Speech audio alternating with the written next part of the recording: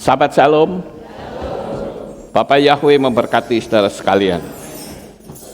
Pagi ini saya akan menyampaikan satu materi yang saya beri tema uang setan. Ada sebuah pertanyaan yang diajukan kepada saya. Pertanyaannya begini, saudara.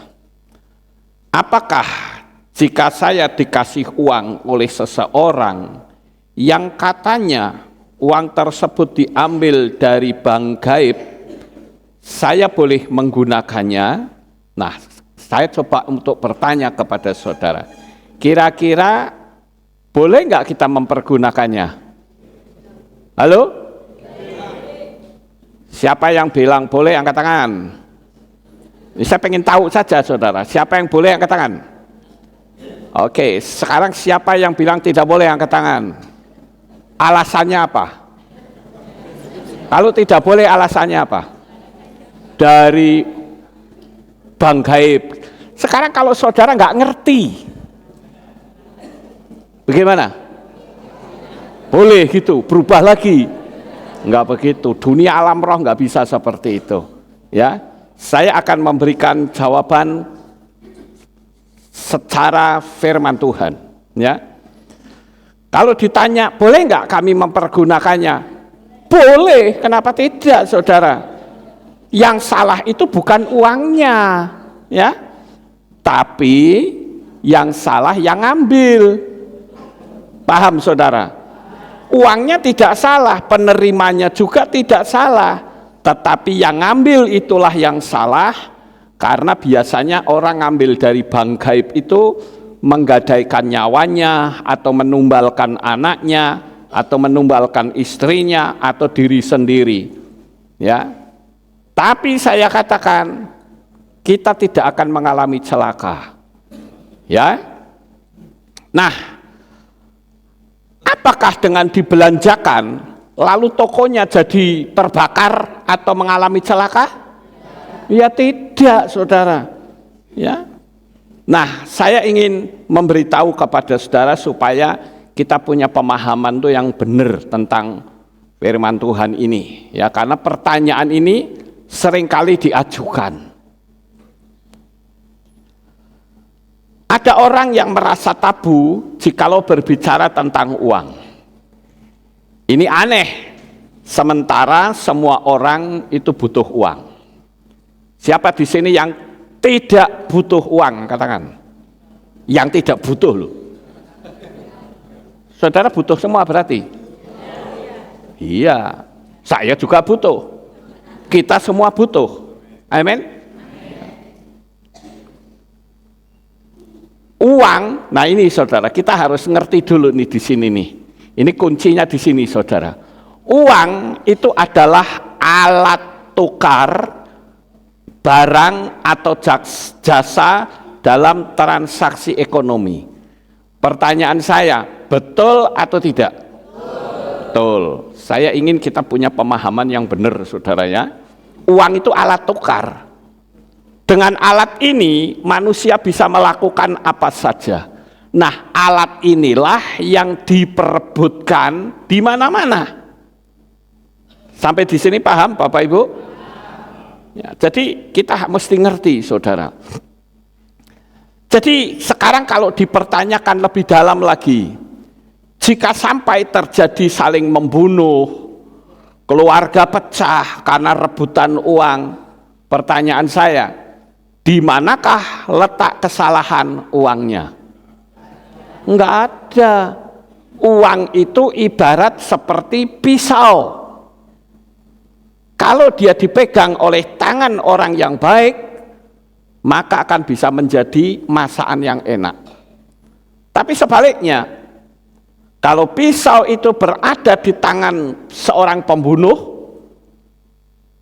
maka pisau itu bisa dipergunakan untuk membunuh. Lalu pisaunya ini salah atau tidak? Tidak. Lebih lanjut, seperti Facebook. Facebook itu juga alat, saudara. Alat untuk mencari teman, kan begitu. Tetapi ketika disalahgunakan, Bukan Facebooknya yang salah, orangnya yang salah. Saudara setuju nggak ini? Kita mesti punya pemahaman ini dengan benar, Bapak Ibu. Ya, kalau sampai ada orang bunuh-bunuhan, hanya rebutan uang, di mana letak kesalahan uangnya? Nggak ada. Yang salah ya orangnya. Ya. Nah sekarang, bagaimana dengan sebuah pertanyaan yang seperti ini, saudara? Ya. Yang disebut dengan uang darah. Di dalam kitab Matius 27 ayat 6 sampai 10, saya bacakan ya. Ini uang darah atau harga darah, di mana kesalahan uangnya? Saya bacakan ayatnya. Dan para imam kepala sambil mengambil keping-keping perak itu, mereka berkata, tidaklah sah untuk memasukkan uang ini ke dalam perbendaharaan, karena ini adalah harga darah.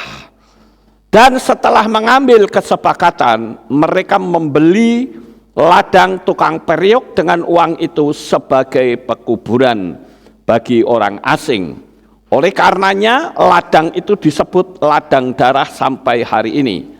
Maka genaplah apa yang difirmankan melalui Nabi Yeremia ketika ia berkata, dan aku telah mengambil 30 keping perak sebagai harga dia yang telah dihargai, yaitu yang telah dihargai oleh Bani Israel. Dan mereka telah menyerahkan untuk ladang tukang periuk sama seperti yang telah Tuhan pesankan kepadaku. Pertanyaannya, di manakah letak kesalahan uang itu? Ayo dijawab. Enggak ada, saudara. Uang itu alat kok. Ya.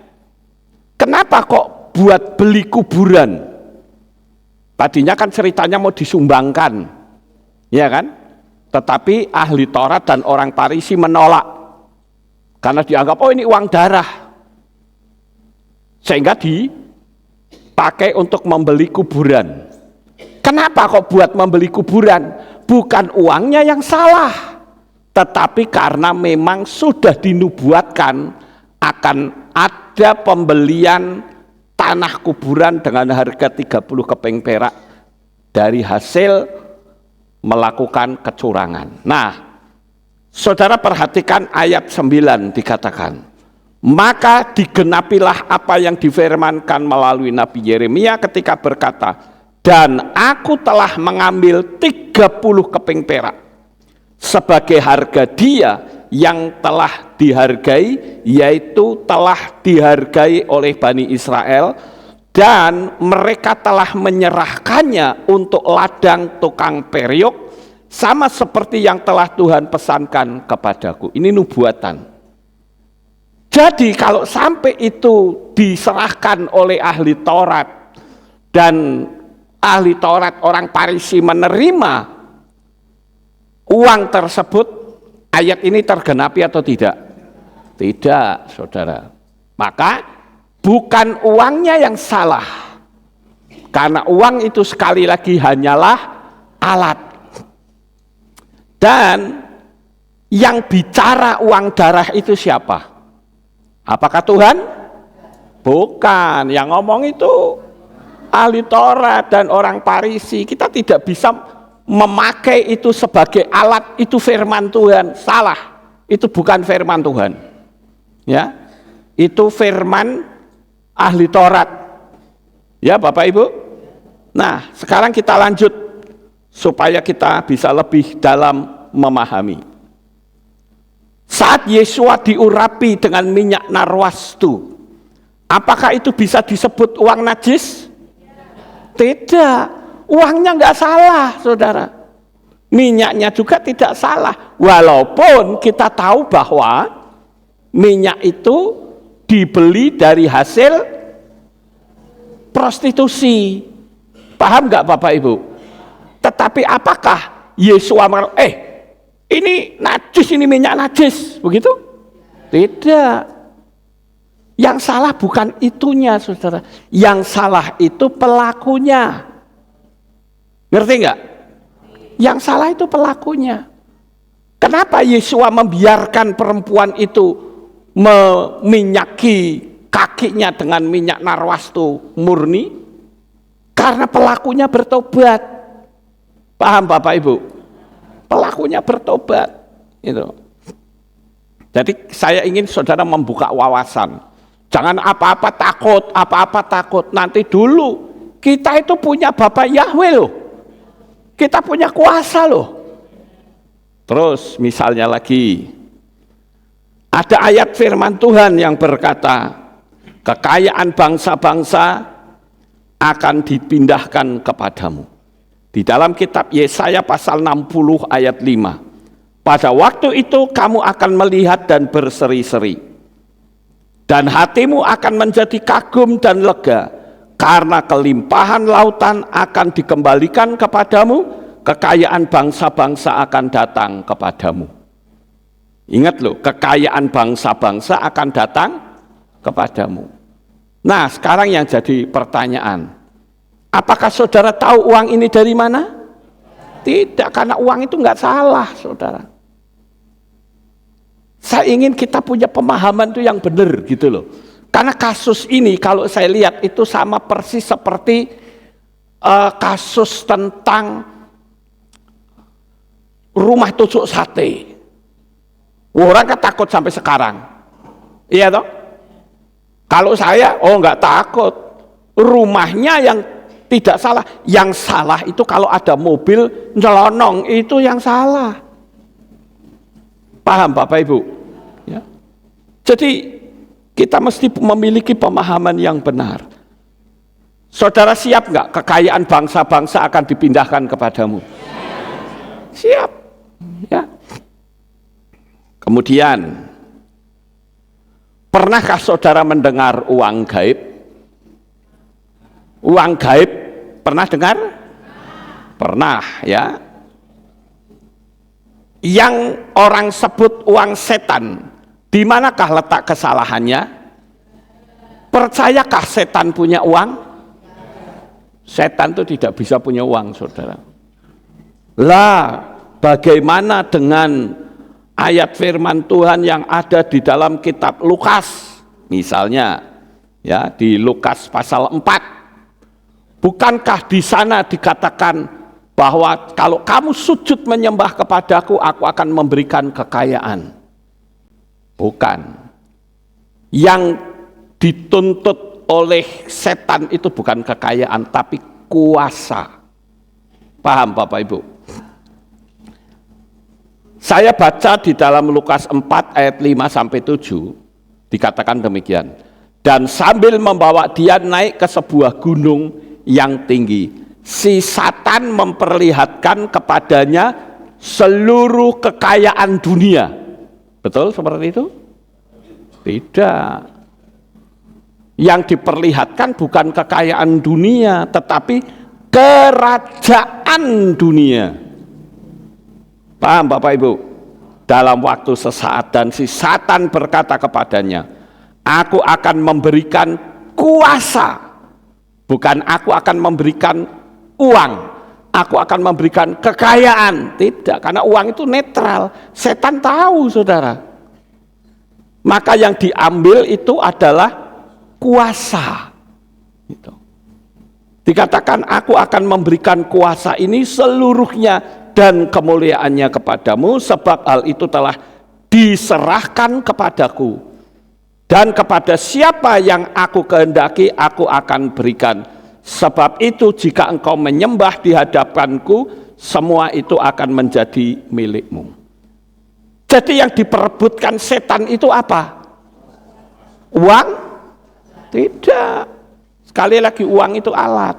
Yang diperebutkan itu adalah kuasa, saudara. Lah, kok sekarang setan kok berani ngomong? Aku akan memberikan kuasa ini seluruhnya dan kemuliaannya kepadamu, sebab hal itu telah diserahkan kepadaku. Kapan setan menerima kuasa itu? Pada saat Adam dan Hawa jatuh dalam dosa. Ketika dia jatuh dalam dosa, maka seluruh kuasa yang diberikan Bapa Yahweh kepada Adam dirampas oleh setan. Tuhan mengatakan, aku memberikan kuasa untuk mengelola taman ini. Aku memberikan kuasa untuk ini, untuk itu. Sampai binatang pun takluk kepada Adam, saudara. Tetapi saat dia jatuh dalam dosa, maka kuasa itu diambil oleh si Satan. Tetapi saya katakan, setelah Yesua mati dan bangkit kembali, setan tidak bisa sesumbar seperti itu. Karena ketika Yesua mati, bangkit kembali, secara otomatis kuasa yang tadinya ada di dalam tangan setan itu direbut oleh Yesua.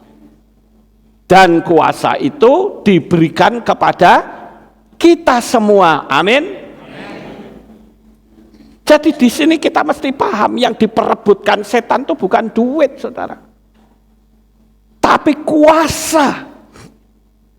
Karena kuasa itu lingkupnya luas sekali. Nah, Bapak Ibu yang terkasih, oleh karena itulah kita harus mengetahui, agar supaya kita tetap memiliki kuasa, jangan sekali-kali tinggalkan Tuhan. Jangan sekali-kali keluar dari firman-Nya.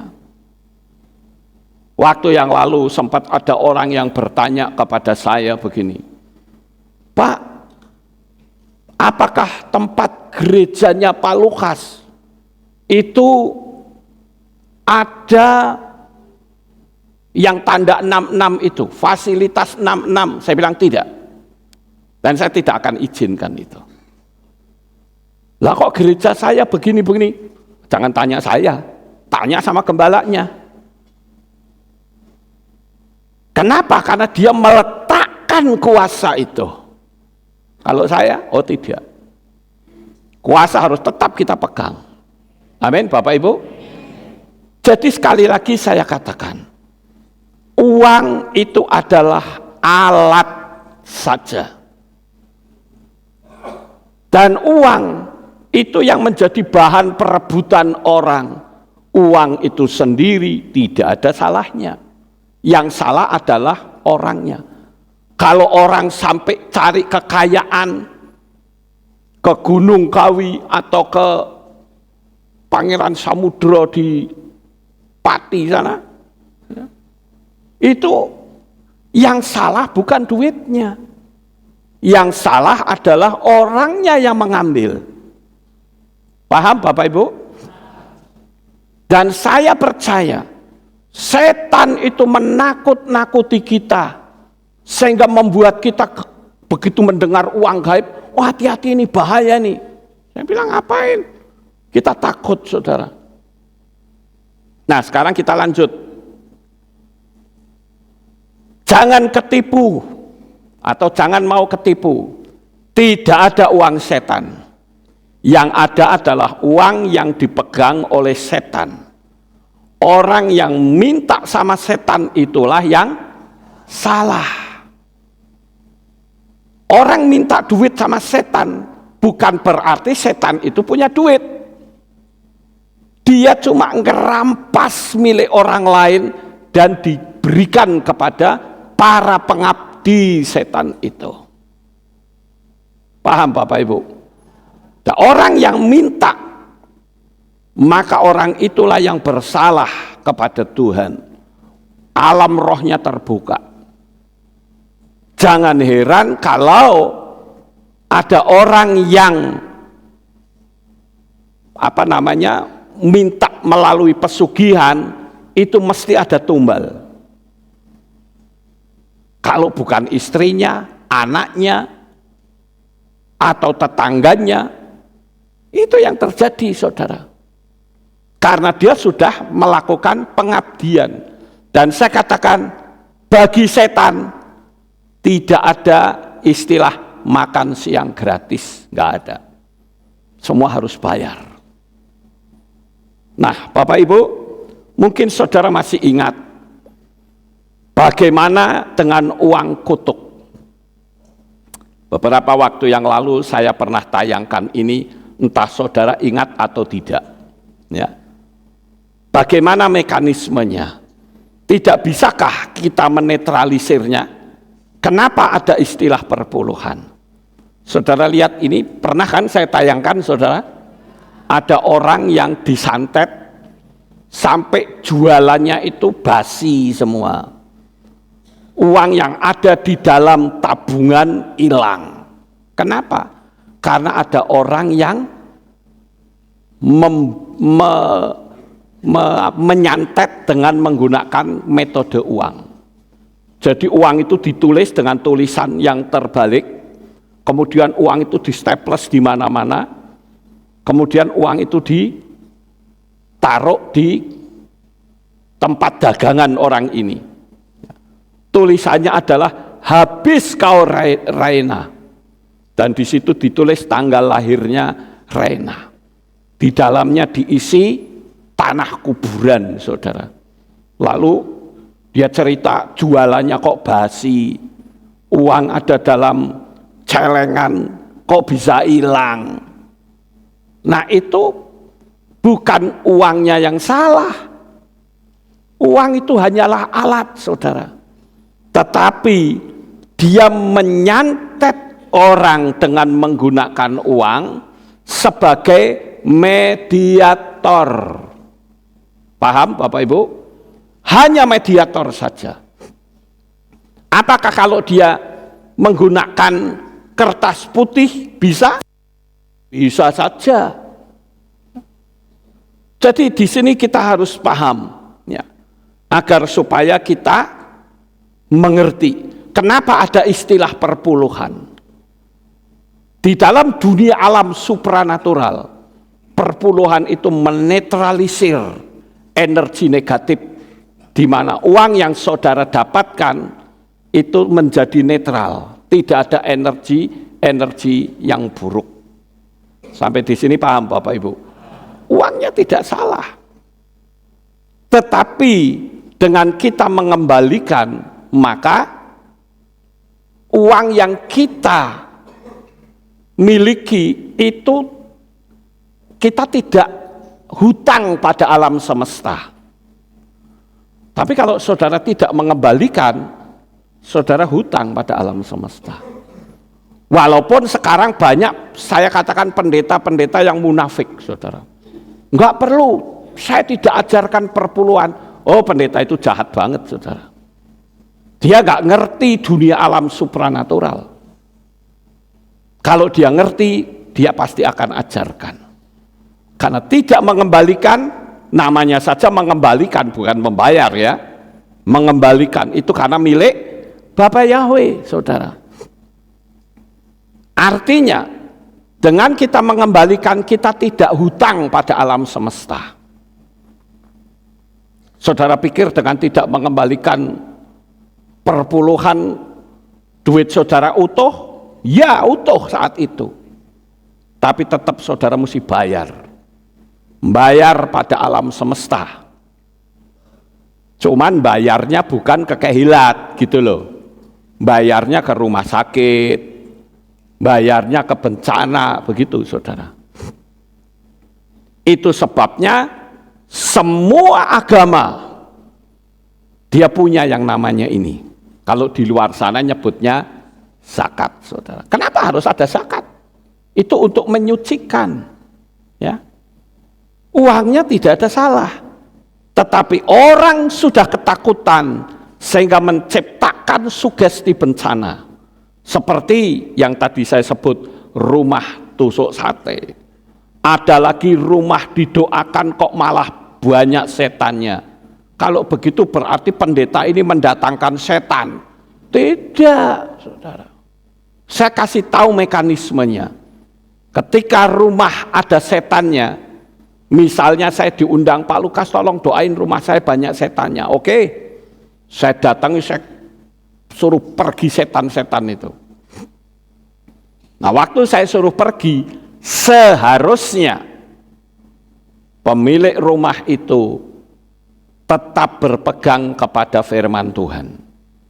Jangan wis pokoknya kan didoake Pak Lukas toh, ya sudah, tenang saja. Bukan begitu.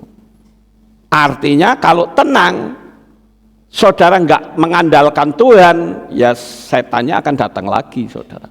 Karena ada perumpamaan itu rumah yang kosong, ya kan? Karena tidak ada penghuninya, ya udah, setan yang tadi keluar dia bawa teman-temannya untuk masuk kembali. Sama seperti ketika saya mengusir setan, setannya lari bubar, tapi larinya nggak jauh, cuman liatin aja dari atas. Dia panggil teman, ayo kita masuk, tunggu dulu. Pendetanya masih ada di situ toh. Kita tunggu. Nanti kalau si gembala ini sudah selesai minum kopi, ya, minum teh, mereka keluar, baru kita serbu. Kenapa kok mereka menyerbu? Karena pemilik rumahnya tidak punya kekuatan iman, saudara. Sehingga kan setan itu kan ngerti, dia bisa mendeteksi kekuatan iman seseorang itu di mana. Ketika gembalanya sudah pergi, dia masuk. Giliran orangnya, loh kok sekarang didoain Pak Lukas kok setannya makin banyak? Wah, bener iki Pak Lukas itu mendatangkan setan. Apakah seperti itu? Tidak, saudara. Kita mesti ngerti itu mekanismenya macam kayak apa. Ya, itu sebabnya di kepercayaan lain juga punya mekanisme untuk supaya menetralkan uang rezeki. Semua agama punya mekanisme masing-masing. Tidak mungkin ada satu agama manapun yang tidak mengajarkan memberi kepada orang lain. Kalau dapat uang, simpen saja, nggak usah kasih orang lain, nggak ada. Semua agama pasti mengajarkannya. Itulah yang menetralisir, ya. Nah sekarang kita lanjut, saudara. Mengapa orang ateis kok sulit disantet? Pernah nggak saudara dengar orang ateis gampang disantet? Tidak. Orang ateis sulit disantet. Apakah mereka lebih sakti? Tidak. Tetapi karena dia tidak percaya hal-hal seperti itu, sehingga tidak ada peluang untuk pikiran membuka datangnya kuasa kegelapan. Paham Bapak Ibu?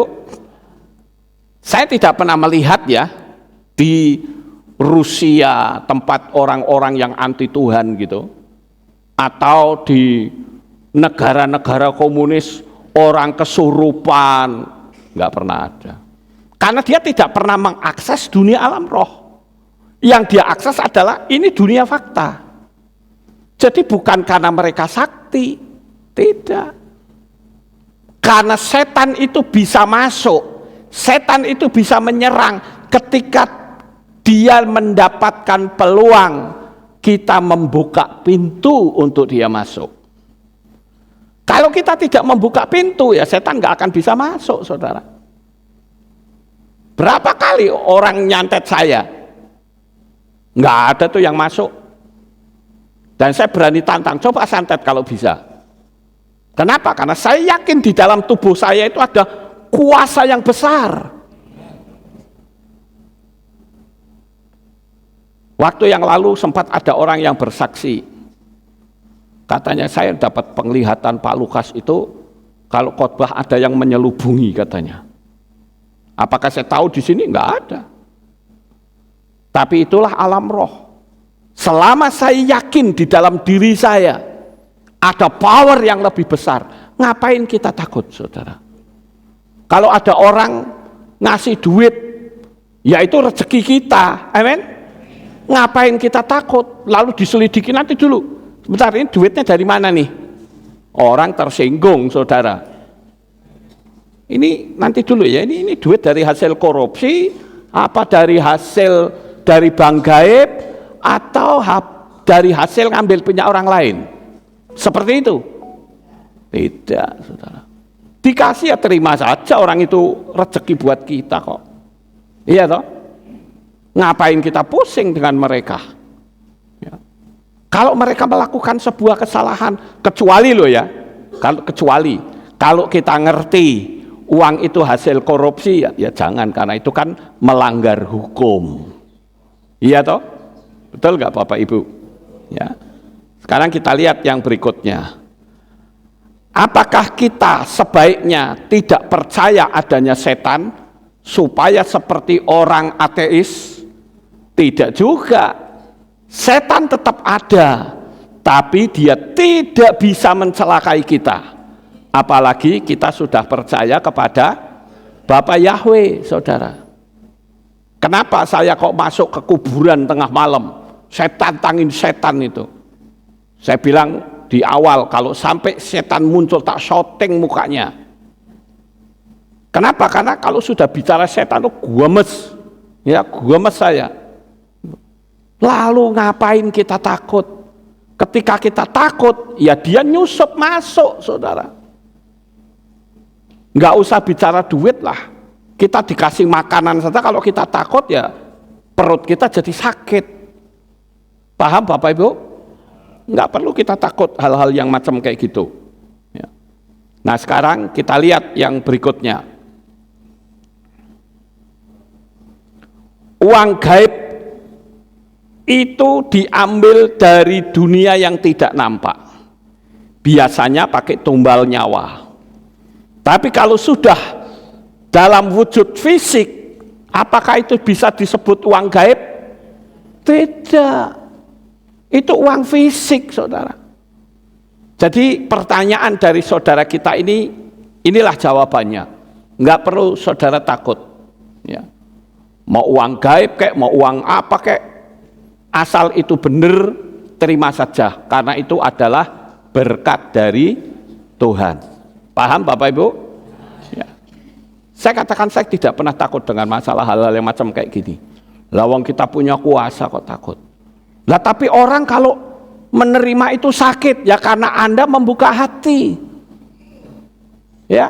Tapi kalau kita tidak membuka hati ya nggak sakit. Makanya saya analogikan dengan orang ateis, saudara. Orang ateis itu sulit disantet. Orang mau nyantet diketawain, apa lu nyantet?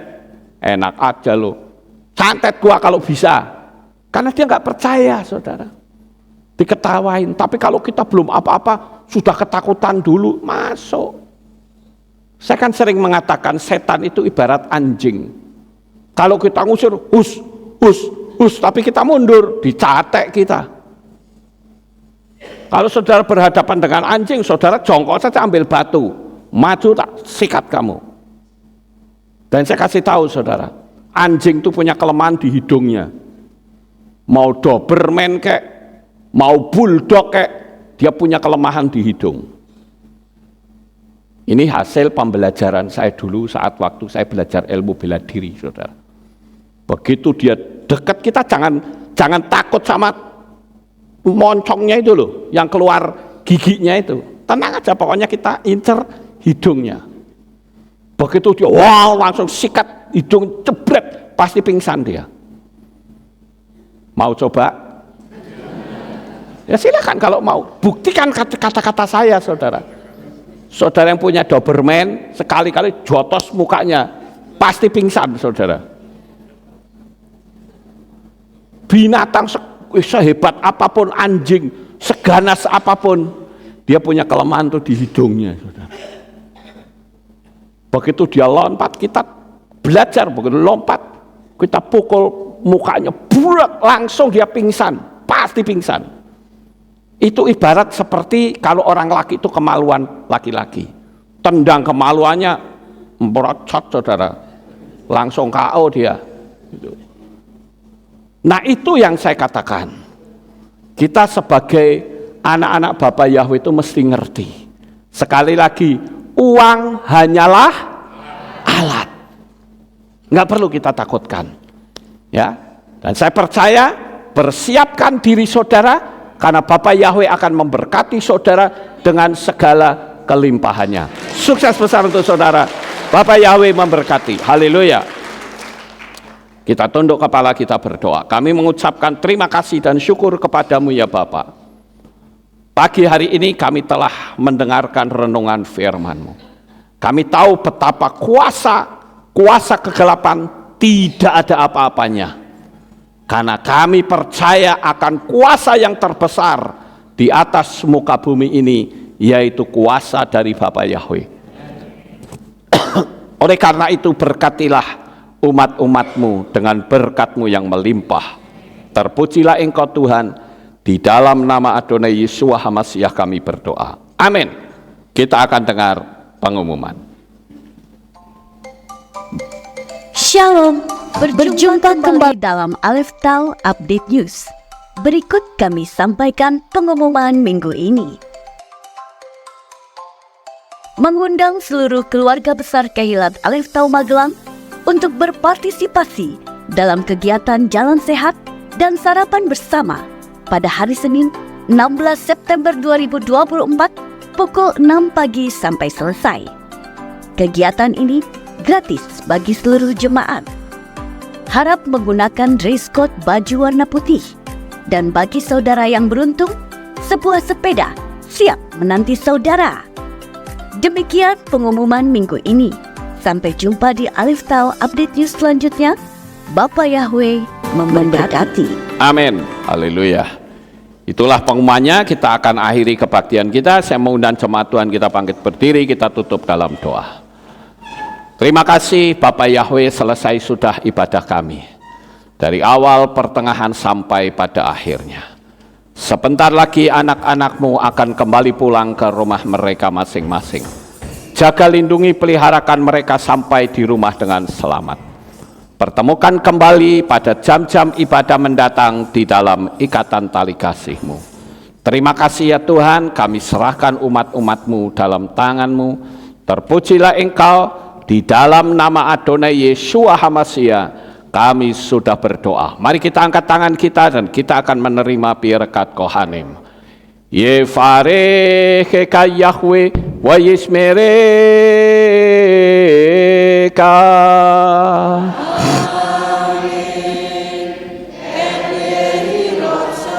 Yair Yahweh panau eleka wihuneka.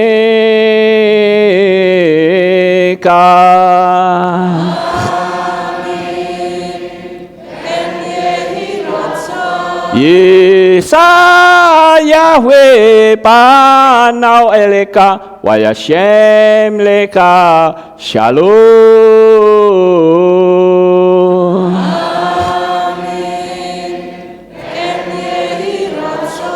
Baruk atapa eru faruk atapa sadeh. Engkau akan diberkati di kota dan kau akan diberkati di ladang.